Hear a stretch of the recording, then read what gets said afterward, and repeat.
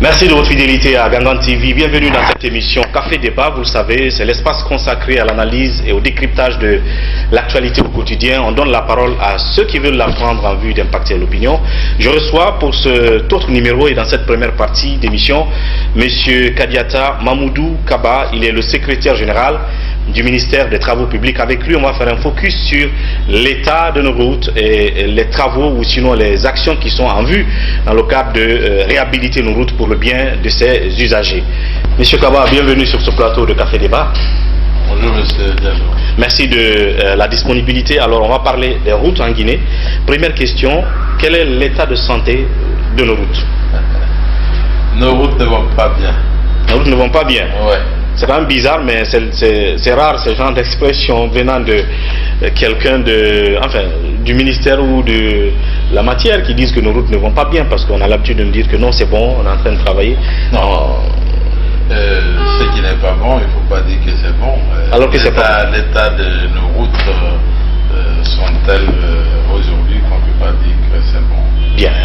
On est en train de faire quelque chose pour que ça soit bon. Bien. Et justement, en parlant de ce que vous êtes en train de faire, c'est vrai, et je l'ai dit aussi, dans l'ensemble, les usagers se plaignent de l'état de délabrement de nos routes. Et à un moment donné, vous avez présenté ce qu'on appelle le plan d'urgence d'entretien routier, qui prenait en compte certaines routes ici dans la capitale, à Conakry, tout comme à l'intérieur du pays. Donc, la première des choses, c'est de faire un peu le bilan de l'évolution de ce plan d'urgence de l'entretien routier. Où est-ce que vous en êtes aujourd'hui? Le plan d'urgence est en cours et je peux affirmer que nous sommes très avancés. Et c'est un plan qui va continuer jusqu'à la fin de cette année. Et sur la voirie de Conakry, nous avons des axes complets qui ont été réhabilités et nous sommes en train d'achever d'autres. On est très bien avancé à Conakry. Et sur les routes nationales, c'est pas mal aussi avancé. On a réussi quand même, bien vrai que c'est pas terminé encore complètement, on a réussi à rétablir de manière correcte la circulation sur les tronçons qui étaient il y a un an très affectés. À titre d'exemple, par exemple, à Conakry, quelles sont les routes qui sont déjà finies au compte de ce plan d'urgence? À Conakry, si je prends la Corniche Nord, de Belvédère jusqu'à 8 novembre, ça c'est complètement réhabilité. C'est fonctionnel et c'est une route qui était l'année passée impraticable sur certains tronçons. Mais aujourd'hui, Dieu merci, on a pu maîtriser la situation là-bas. Vous avez également la Corniche Sud et du Matam jusqu'à Madina. Vous avez du 8 novembre sur la Corniche Nord toujours, du 8 novembre au port, pharmacie port, parce que le rond-point ne faisait pas partie. Ça va venir après la saison de pluie. Par contre, du 8 novembre au port, là on n'a pas terminé encore, on a fait seulement la couche en grave bitume et la couche de roulement en béton bitumineux va venir par la suite. Bien. Et ça va venir dans les mois. Donc ce sont là les quelques routes principales qui ont été prises en compte. Il y a la route de Donka également, de Dixine à Donka, et donc à la Morgue, et puis des Dixine Terrasse à l'échangeur de Madina. Il y a également la route derrière l'aéroport Faban qui avait été réhabilitée. Et il y a le centre émetteur qui avait été également, qui est en cours. Centre émetteur qui à date est impraticable, si on peut le dire. Comme ça, parce était impraticable. Aujourd'hui c'est praticable, mais il y a des trous, pas fini, il y a des trous parce qu'on n'a pas bitumé encore. Mais le problème principal qui nous a amené là-bas, au centre émetteur, dans le cadre des travaux d'urgence, c'était l'assainissement. Il y avait des eaux pluviales. Vous savez, ces secteurs c'est beaucoup développé, il y a eu beaucoup de constructions. Tout à fait. Donc la quantité d'eau a augmenté. C'est quand une parcelle n'est pas construite, il y a la pluie, il y a l'absorption de la terre naturelle qui est là, donc il n'y a pas beaucoup d'eau sur la route. Mais quand on construit et tout le monde traîne vers les rues, donc il faut augmenter la capacité d'absorption de nos caniveaux. Donc au niveau des centres émetteurs, il fallait vraiment faire des gros travaux au niveau des caniveaux, et puis on a un grand dallo qu'on a placé dans nos carrefours même pour drainer les eaux pluviales vers la mer. Donc en fait, le carrefour centre émetteur, c'est important, ce n'est pas une route qui est abandonnée, parce que c'est l'impression que non, c'est pas abandonné, c'est pas abandonné. L'assainissement, on a maîtrisé, et il n'y a pas assez d'eau maintenant qui stagne là, mais dès que les pluies vont diminuer, les centrales seront en marche pour bitumer cette partie. Même hier, j'en parlais avec l'entreprise qui s'occupe de là-bas, et bientôt ils vont commencer le bitumage. Ils avaient essayé pendant quelques jours, et la pluie les a empêchés. Et ils n'ont pas pris le risque encore de jeter les bitumes par faute d'endroit où mettre en cas de pluie. Donc quand la pluie commence à diminuer, et hier on en parlait, ils vont relancer les travaux de bitumage. Bon. Vous avez également la route le rond-point de Matoto. À un moment, les travaux étaient en cours à ce niveau-là. Alors, vous êtes à quel niveau sur la route Tannery-Matoto? Sur Matoto, qu'on appelle communément le rond-point de Matoto, ces travaux concernent les approches en amont et en aval du rond-point, y compris le rond-point. Et là, nous avons fait dans un sens de Tannery vers Sangoya, on a fait dans ce sens, et les travaux liés à la chaussée sur cette partie est terminée, et nous sommes en train de faire des travaux connexes tels que les murets pour empêcher que les gens traversent directement dans le rond-point, parce que tout cela contribue à la congestion de ce rond-point-là. Donc on a pensé ériger les murs là pour empêcher. Mais il y en a quand même aménagé des espaces pour les taxis, pour que les usagers puissent prendre, les taximans puissent prendre les passagers et les déposer à ces endroits-là. Sans pour autant rentrer dans le rond-point, sans bloquer la circulation en stationnant dans les voies de circulation. Donc il y a 2 voies de circulation qui vont continuer, et la 3e voie qu'on a créée, c'est la bande d'arrêt, et il y a beaucoup de taxis qui pourront stationner là ou prendre les passagers et les déposer. Et ça de part et d'autre du rond-point. Donc ça veut dire que... Et la deuxième partie, dans le sens opposé, ça va commencer très bientôt. On est en train de mettre tout en œuvre, et en ce moment, il y a même ce matin, il y a eu une réunion à ce sujet-là au ministère avec l'entrepreneur. Je pense que ce week-end ou dès après le week-end, les travaux vont commencer dans l'autre sens. Mais un souci avec la question du délai d'exécution, parce que justement au début, en ce qui concerne la route de Matoto, il avait été dit que ça prendrait 6 mois. Si je ne me trompe, mais on est allé au-delà. Qu'est-ce qui explique ce genre de décalage dans le délai d'exécution?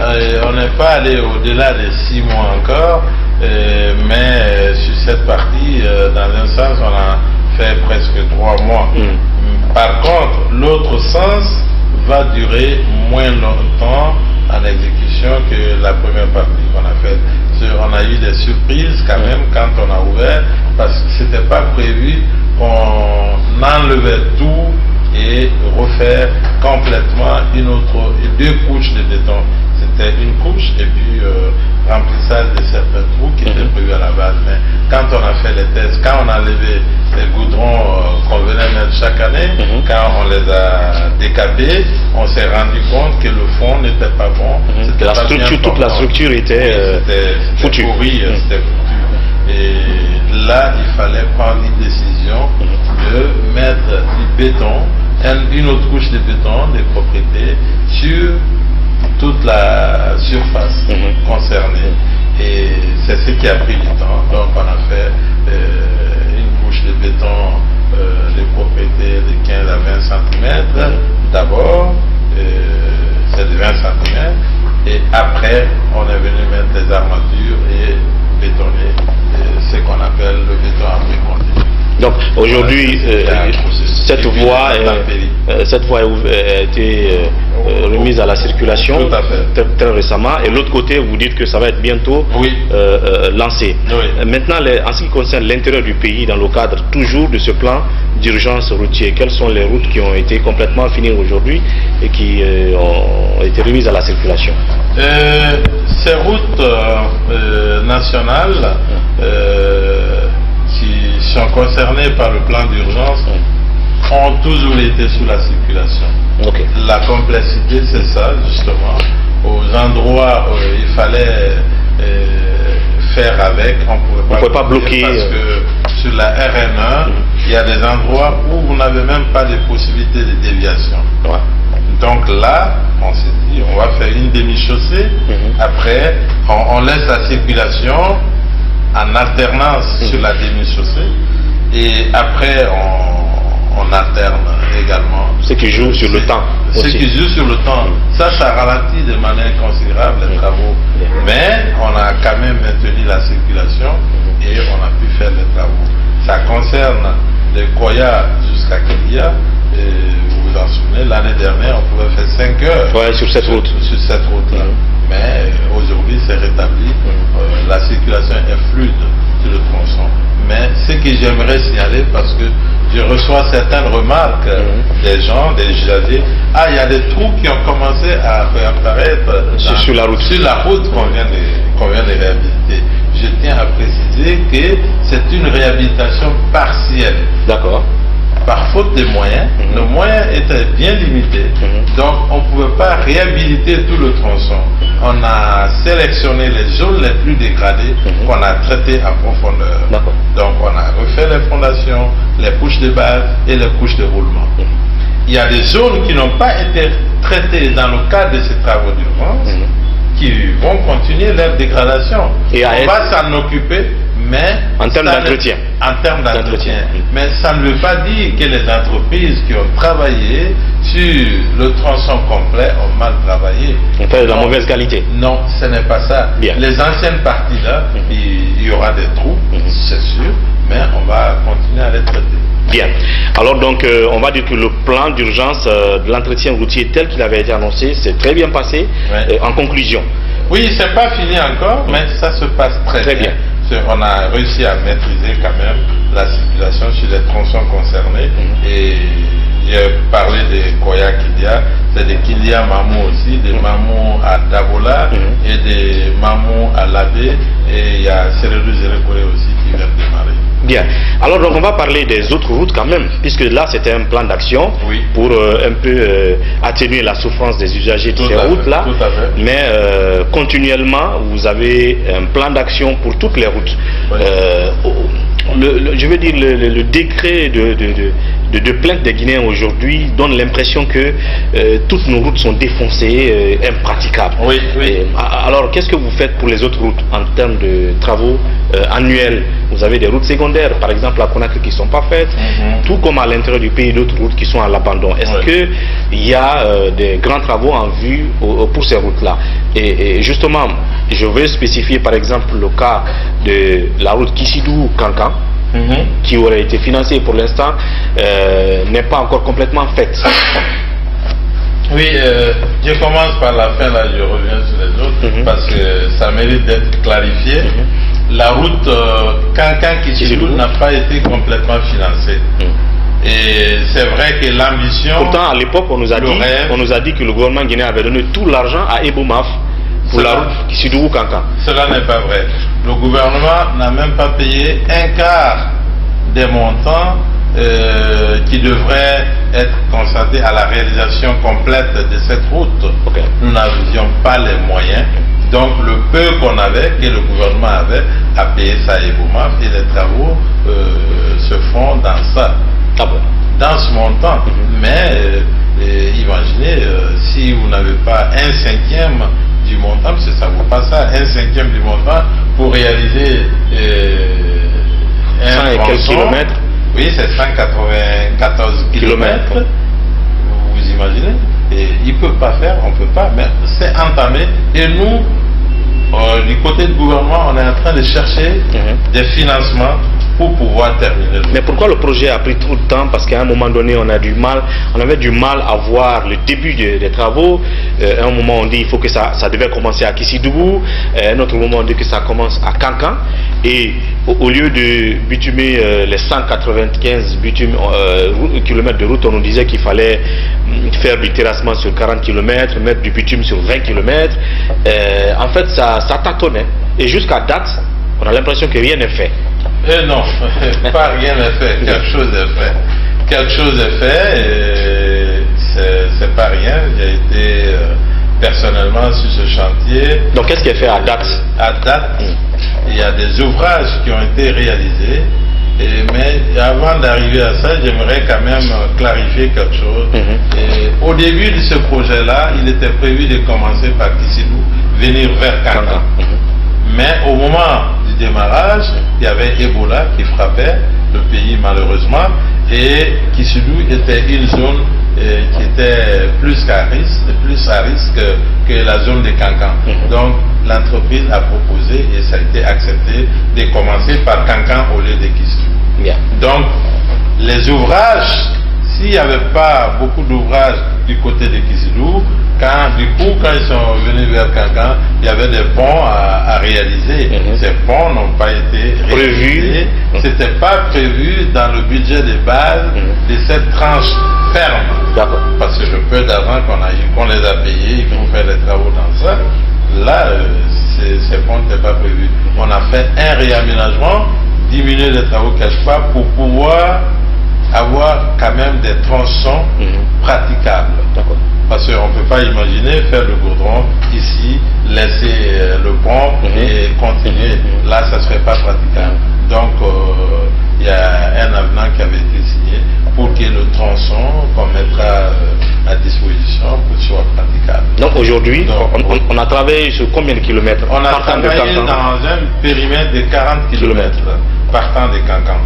40 km, il y a eu des travaux de terrassement qui ont été faits, il y a eu des remblais, des grands remblais quand même, qui ont été faits sur cette route, et puis les ouvrages d'assainissement qui ont été réalisés, certains caniveaux, tous les dallots, et les ponts, ils ont entamé les travaux sur les grands ponts qui sont sur ce tronçon-là, mais ça a été arrêté avec la saison des pluies. Bien. Et après la saison des pluies, ça va redémarrer. Donc parlons donc dans l'ensemble des autres travaux qui ne sont pas forcément dans le plan d'urgence, mais qui sont en court, moyen ou long terme, en tout cas en vue. En vue, nous avons le financement est bouclé, vous le savez, pour la route d'Abola-Kouroussa, qui est divisée en deux lots, et il y a également la route, les 18 km qui restent sur la route Kissidou-Djigedou. Ça, c'est une route flambant neuve. Et là, il y a 18 km à l'entrée de Guéguédou qui ne sont pas encore bitumés. On a le financement pour ça. L'appel d'offres pour ces 3 lots sont en cours et l'ouverture des prix est prévue pour le 30 octobre. C'est un appel d'offres international et les travaux vont commencer sur ces tronçons-là d'ici peu. Il y a également, vous savez, le président de la République a eu un accord historique sur les 20 milliards de dollars et une bonne partie de ces 20 milliards de dollars vont être consacrés aux infrastructures routières. Et les zones sont déjà connues. Oui, la première génération, les zones sont connues. La première génération qui porte sur un montant de 1,3 milliard de dollars. Là, les travaux publics ont 2 gros contrats dedans. Il s'agit de la route nationale numéro 1 entre Koya et Dabola. On va reconstruire cette route, tous les ouvrages seront refaits, on va rectifier certaines courbes dangereuses sur la route là. Et ce n'est pas encore le projet d'autoroute, mais le projet d'autoroute, les études également sont en cours et cela aussi va devenir réalité un jour.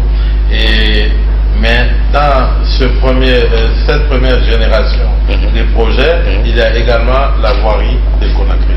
Justement, parce que la voirie de Conakry, même si vous avez fourni de l'effort pour ce plan d'urgence-là, il y a vraiment beaucoup de choses à faire. Il y a des routes secondaires qui sont impraticables. Tout à fait. Vous avez quand même des routes aussi au sein des communes qui doivent être faites. Je veux dire, est-ce que ça compte dans les programmes du ministère? Oui, bien sûr. Toute la voirie compte dans les programmes du ministère. Mais il y a dans ce premier prêt, on ne pourra pas tout faire. En même temps. Sûr. On va également prioriser parce que dans ça, c'était prévu qu'on faisait d'abord Kaloum, la voirie de Kaloum. Et les montants, mais il y a d'autres, par exemple des échangeurs qui sont prévus également dans ça, à Matoto et à Kagwele. D'accord. Les deux échangeurs sont prévus, mais pour faire l'échangeur de Matoto, naturellement, il va falloir faire d'abord les deux rues parallèles, la corniche sud, et puis faire également le côté nord, la route qui quitte Sangoya vers Kédeka. Il va falloir en parlant d'échangeurs, il y a des anciens projets d'échangeurs dont on nous avait parlé, l'échangeur de Bambeto, je ne sais pas encore tout. Et ça aussi c'est en cours, il y a 4 échangeurs, Amdalaï, Bambeto, et Koza et Anko 5. D'accord. Les 4 échangeurs, les 4 échangeurs vont être construits. Les projets les études sont très bien avancées. On est sur les études. On avait même montré les maquettes à un moment donné. Les maquettes. Donc c'est pour quand en réalité je pense qu'en 2018, on pourrait commencer ces travaux-là. Bien. Et donc, en gros, ce sont les travaux que vous avez en vue. Mais il y a une problématique qui est quand même intéressante, et qui est même inquiétante à la fois. Et étant donc un spécialiste en la matière, c'est la question de durée de vie de nos routes. Aujourd'hui, on a l'impression que les travaux publics, ça devient une vache laitière pour certains, que ça devient une sorte de gaspillage d'argent, parce que vous, les spécialistes, vous dites souvent qu'une route bitumée doit prendre minimum 20 ans. Mais en Guinée, on a l'impression que la durée de vie des bitumes ou des routes, c'est 1 an. Quand je prends par exemple le cas de la route de Matoto, chaque année, en tout cas avant votre arrivée par exemple au ministère des TP, chaque année, il fallait qu'on envoie une société travailler là.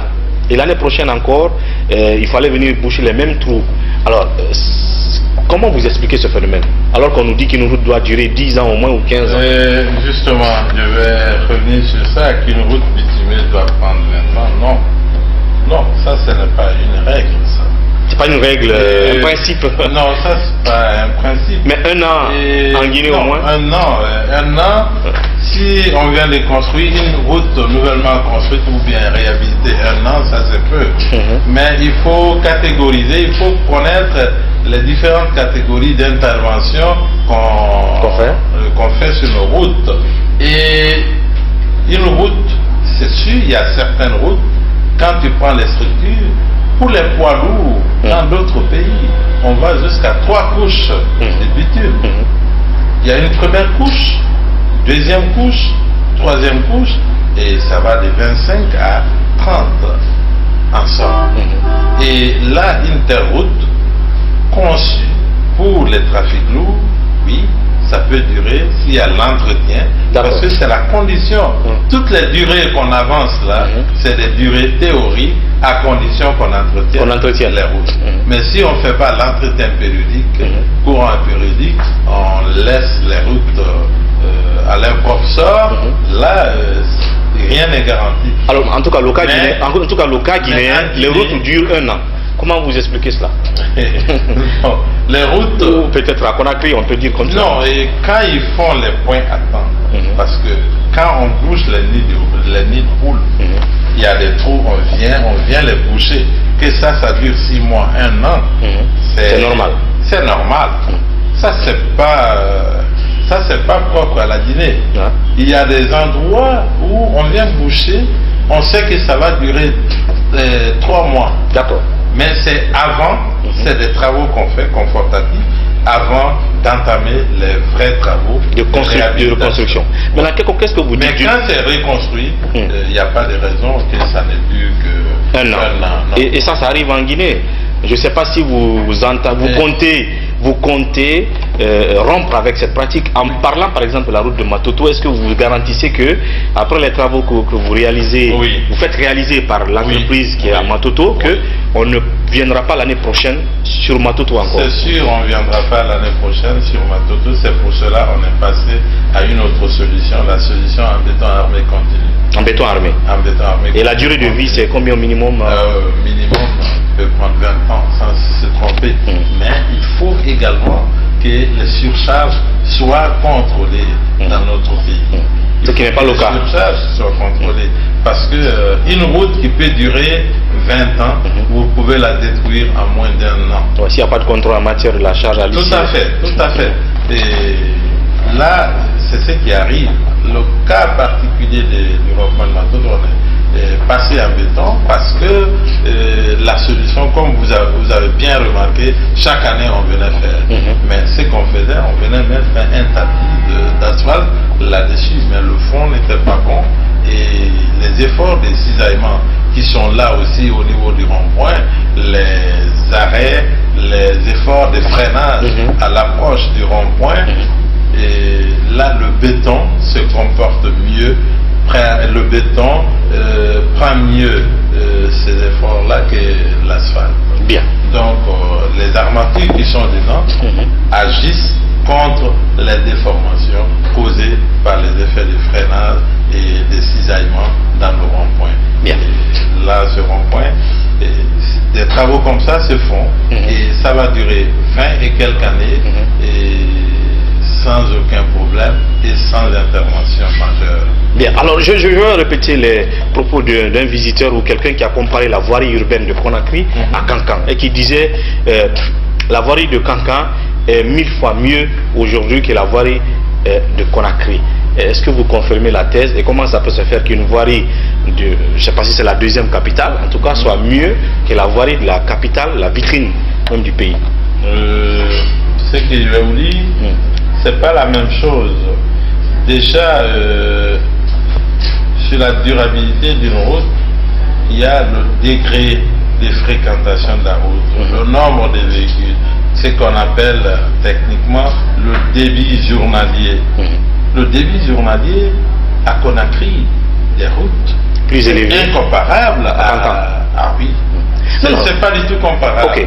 Et également, si vous prenez la pluviométrie à Conakry et à Kankan, c'est incomparable.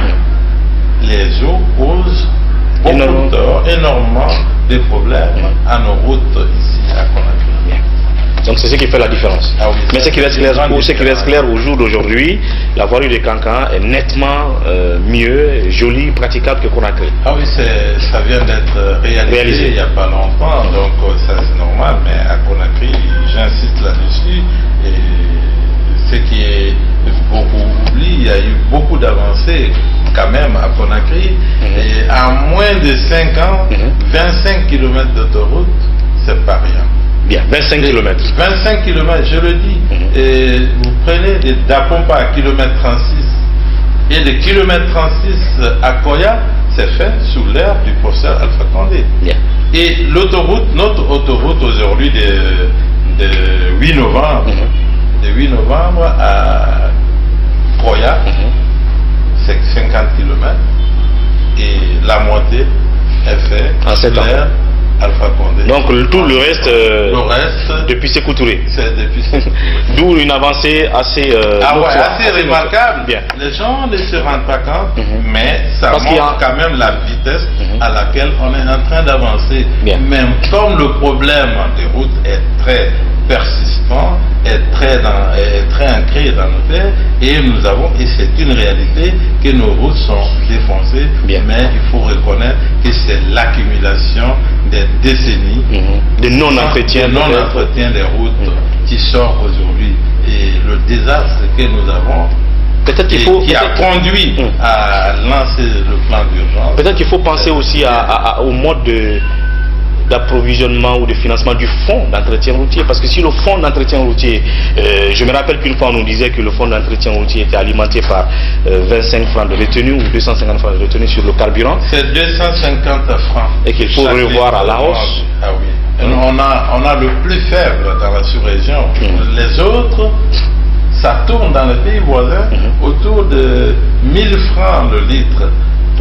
La redevance qui va au fond d'entretien routier des autres pays. Mais chez nous, c'est 250 francs et on pense que c'est trop encore. Non, c'est trop peu. C'est trop peu pour financer l'entretien de nos routes. Parce que il faut signaler que l'entretien routier ne s'occupe pas que de la voirie urbaine de Conakry. C'est les routes sur l'étendue du territoire national, y compris les routes nationales, les voiries de Conakry et dans les autres villes, et les routes préfectorales, les routes communautaires et les pistes agricoles. Alors qu'est-ce que vous attendez pour présenter ce problème et donc dire que c'est nécessaire qu'on rehausse cette retenue-là par litre de carburant? Vous trouvez peut-être une autre source, peut-être ça peut être sur le permis, sur les vignettes, la retenue ou sur d'autres, je ne sais pas. Oui, tout à fait, on a fait ça et je vous dis qu'il y a eu des avancées pour passer d'abord de 250 francs 250 francs à 500 francs. Mais on n'a pas pu appliquer par faute de où prendre. On n'a pas les moyens et sans augmenter, et on ne veut pas augmenter le prix du carburant. Aujourd'hui, maintenant, où prendre les 250? Il faut trouver une autre source. Il faut trouver une autre source, et les autres sources qu'on est en train d'explorer, c'est les péages. Mais il y a les vignettes aussi, je pense. Les vignettes, je vous dis que oui, dans beaucoup de pays, les vignettes, ça vient pour l'entretien des routes. Parce que les vignettes, tous ceux qui prennent les vignettes, c'est pas pour garer dans un parking. Absolument. C'est pour être sur la route. Est-ce que vous entendez prospecter? Au Canada, le ministère des Transports et des Travaux publics, c'est eux-mêmes qui collectent les vignettes. Donc ça va dans leur caisse et on l'utilise pour les routes. Donc, est-ce qu'ils vont envisager le même schéma en Guinée? Et je pense que tout est sur le tapis aujourd'hui. On est en train de parler avec des experts de l'Union européenne également, qui partagent leur expérience et comment ils financent l'entretien routier chez eux. On est en train de partager ça et puis je pense qu'on va arriver à un consensus avec nos financiers pour qu'on augmente les redevances du fonds d'entretien routier. Sinon, les besoins sont énormes et les fonds que nous avons sont comme ça. C'est ça la triste. C'est ça la triste réalité. Bien, ce n'est que le début. Nous continuerons très prochainement à parler de nos routes parce qu'il y a beaucoup de choses à dire là-dessus. Mais je l'ai dit tout à l'heure, vous avez des défis qui vous attendent. Vous avez la pression des usagers derrière vous, mais vous voulez innover et garantir des routes bonnes et durables. Peut-être à travers une politique nationale, je ne sais pas, mais peut-être un mot à dire à ces usagers des routes, à les rassurer en 1 minute. Oui, je voudrais, au nom de notre ministère, je voudrais présenter des excuses à tous les usagers qui sont dans des difficultés tous les jours à cause de l'état de dégradation poussée de nos routes. Mais je voudrais quand même les rassurer qu'ils ne sont pas abandonnés, que nous sommes en train de travailler dur pour réhabiliter toutes nos routes, pour reconstruire des routes qui vont durer et de nous accorder un peu de temps. Et les projets qui sont en train d'être montés, et quand ils vont être réalisés, ça sera pour leur bonheur. Et j'aimerais leur dire que nous sommes là-bas à leur service, nous travaillons pour ces usagers-là, donc de nous comprendre. Et les chantiers sont en marche et nous ferons tout pour rehausser le niveau de qualité de nos routes en Guinée. Et c'est ce qui a déjà commencé. Il y a des innovations, il y a d'autres types de routes qu'on a commencé à faire et ça va continuer avec la vision du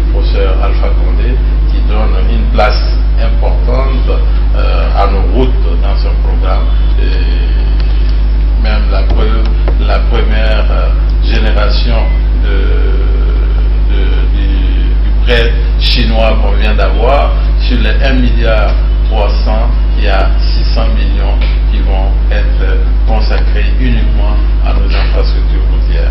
Donc, ça sera un bon début et nous espérons que d'ici quelques années, la Guinée va se retrouver dans un autre état très différent de celui que nous vivons aujourd'hui.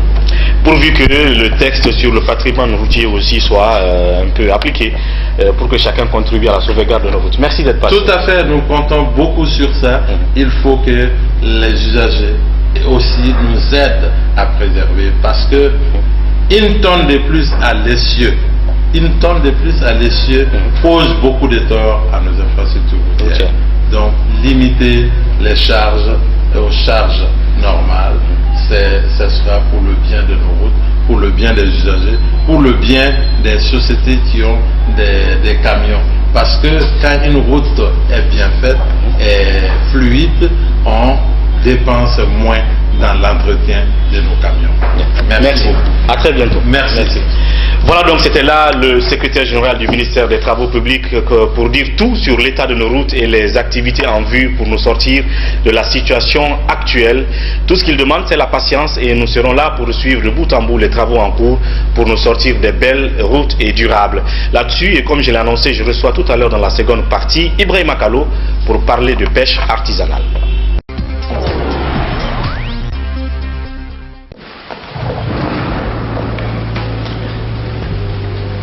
Il existe des choses qui nous donnent la force et l'audace d'aller au-delà de notre imagination. Le thé Akbar. Le thé Akbar est fabriqué en utilisant uniquement les feuilles soigneusement sélectionnées en provenance de Ceylon.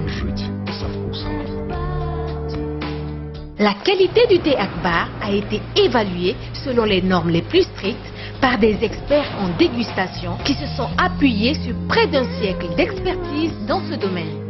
Premier producteur de thé, vous pouvez faire confiance à la famille Akbar pour vous garantir votre santé. Seule la meilleure tasse de thé peut vous procurer de la fraîcheur. Thé Akbar, le leader mondial.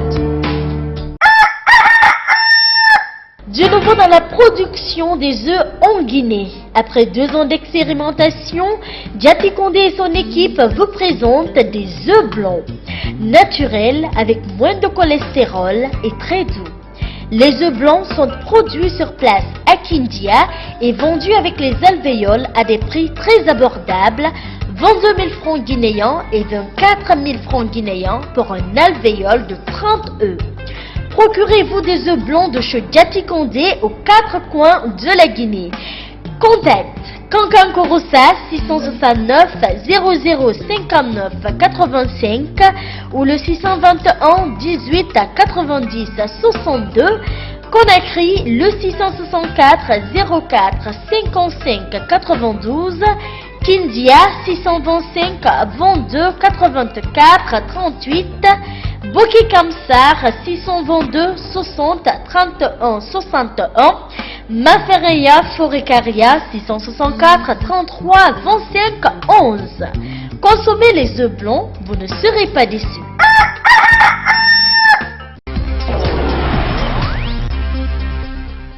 Voilà donc, merci de nous retrouver dans cette deuxième partie de Café Débat. Et comme annoncé, à mes côtés sur ce plateau, Idrissa Kallo, il est le responsable des affaires extérieures de la FOPROPAG, la Fédération des organisations professionnelles pour la pêche artisanale guinéenne.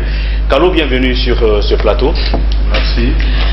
Voilà, merci pour cette autre disponibilité. Je l'ai dit tout à l'heure, c'est un peu une nouvelle triste qui nous arrive. La Guinée perd l'opportunité d'organiser la journée mondiale de la fête artisanale. Pourtant, à un moment donné, vous nous avez dit que vous avez démarché, votre fédération a postulé pour la Guinée. On avait eu la validation d'organiser cette fête. Qu'est-ce qui est arrivé entre-temps? En fait, comme vous le connaissez, on a mené beaucoup de démarches parce que c'est depuis 2015 que la Guinée a postulé pour la tenue de la journée mondiale de la pêche pour 2017. De la pêche artisanale 2017. 2017. Là, on était accompagné par le ministre René Camara, parce que c'était à son temps. on a fêté ici nationalement, mais au Maroc, avec la Confédération africaine, 2 de nos représentants qui sont partis avec l'aval du ministre de la Pêche pour poser la candidature de la Guinée pour 2017. Fort malheureusement, le ministre est parti, l'autre ministre est venu, André Loa est venu, et en 2016, on a fêté à Duberca la journée mondiale de la pêche. Mais au mois de mars 2017, la Confédération africaine a signifié à la Guinée qu'ils sont retenus pour la célébration de la journée mondiale de la pêche. Ils ont écrit au ministre de la Pêche. À travers le ministre de la Pêche, ils ont écrit au président de la République. Mais le courrier a passé par le ministre de la Pêche, André Loa. Donc, il a aussi rassuré. Pour leur dire que la Guinée a postulé pour l'organisation de la pêche artisanale et la Guinée est retenue. Donc, la Confédération a écrit. Et la Confédération a dit qu'au mois d'avril, ils seront là. Le 11 avril 2016. Oui, 2017. Mois d'avril passé, donc ils étaient là. Donc le président de la Confédération africaine était venu en personne. Il a rencontré le ministre de la Pêche. Le ministre a refusé pour que la Confédération, le président de la Confédération puisse rencontrer le Premier ministre, parce que le président de la République n'était pas là. Pour partager à l'ensemble du gouvernement, pour qu'ils sachent, comprennent que la Guinée est retenue. Mais le ministre a fait ça, camouflé à son niveau. André Loa. Non, j'ai informé le Premier ministre, on a même débattu au Conseil des ministres, donc j'ai informé le président de la République, il a montré un écrit à la Confédération africaine et dire que j'ai écrit au président de la République pour la tenue de la journée mondiale de la pêche. À l'époque, André Loa. André Loa.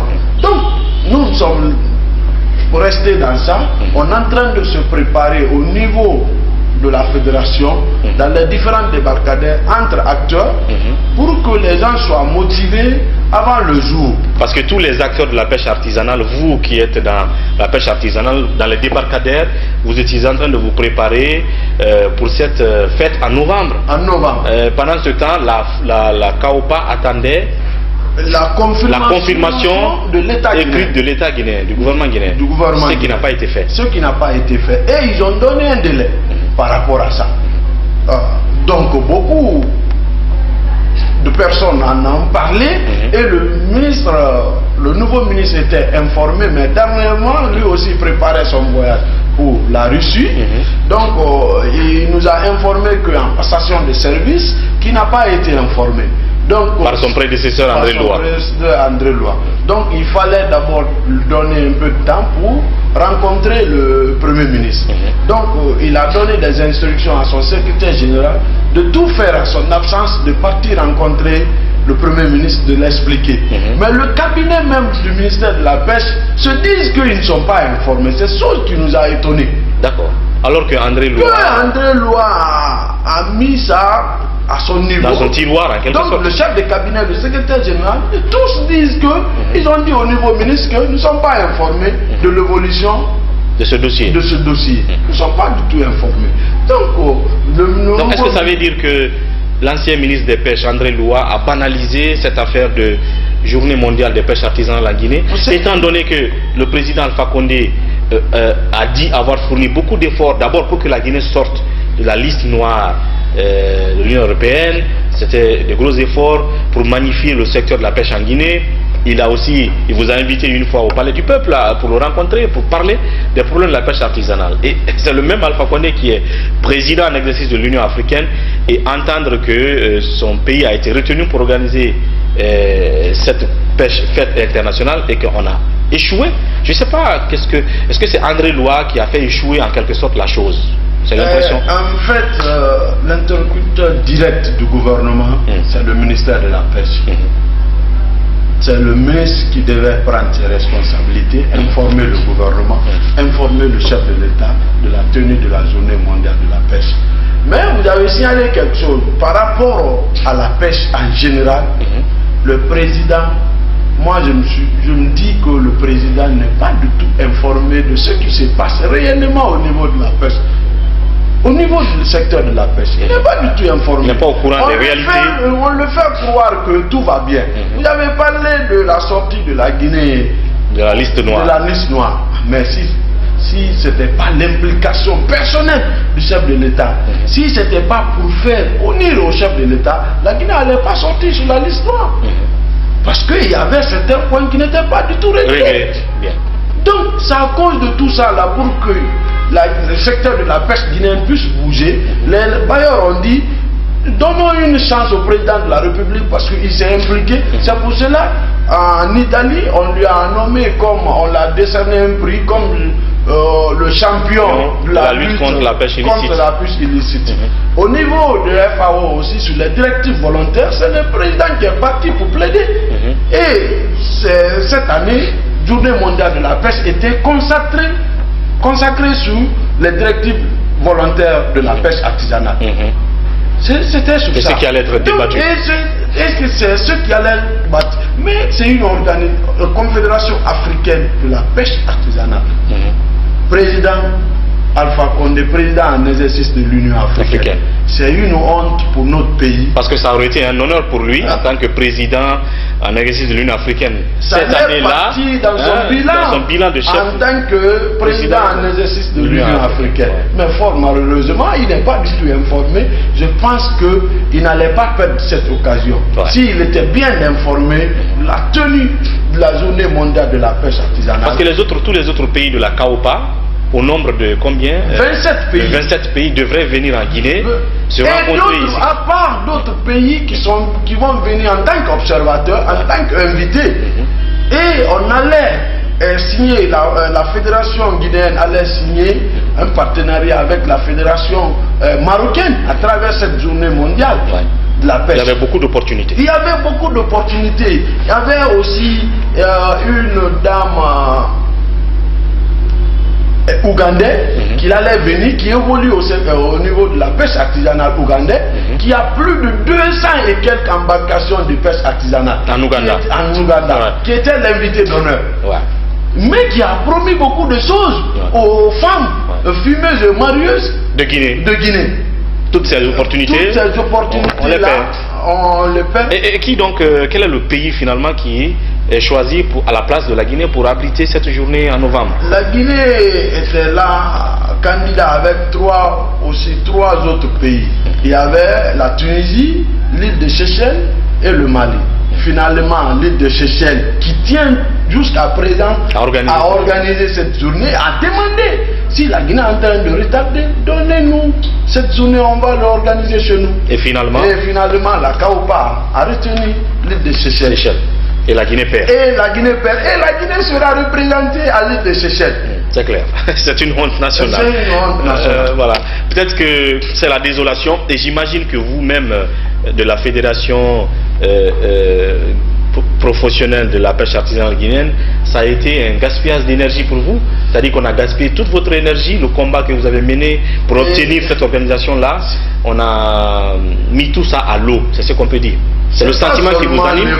Mais on a perdu aussi notre fonds qu'on a mis, qu'on a investi. Les dépenses. Les dépenses qu'on a effectuées dans les différents débarcadères. On a fait des voyages. On a été même attaqué à cause de cette journée mondiale à Koukoudé. Vous avez parlé de tout cela.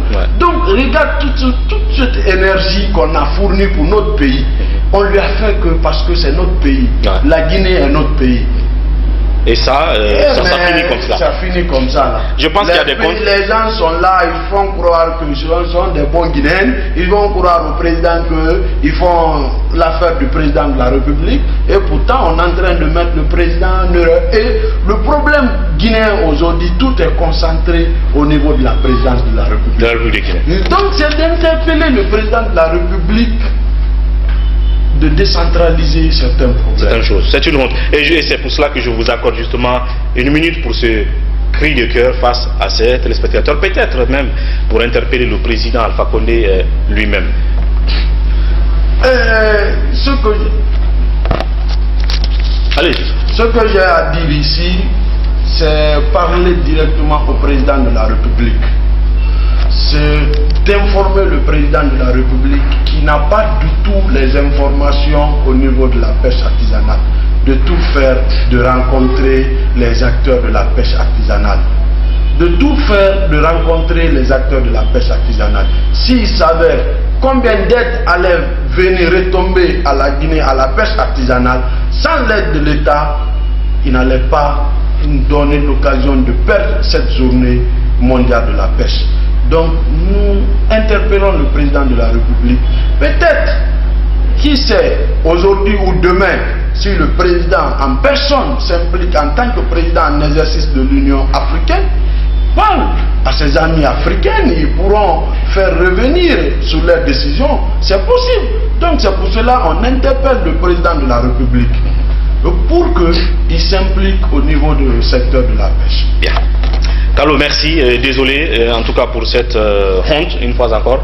Et on espère que le miracle peut se produire comme vous l'avez espéré tout à l'heure avec l'implication d'Alpha Condé. Merci d'être passé. Merci. À très bientôt. Merci bien. Voilà, c'était tout pour Café Débat d'aujourd'hui. Merci de votre attention. À demain pour un autre numéro de Café Débat. Bien entendu, d'ici là, prenez soin de vous et au revoir.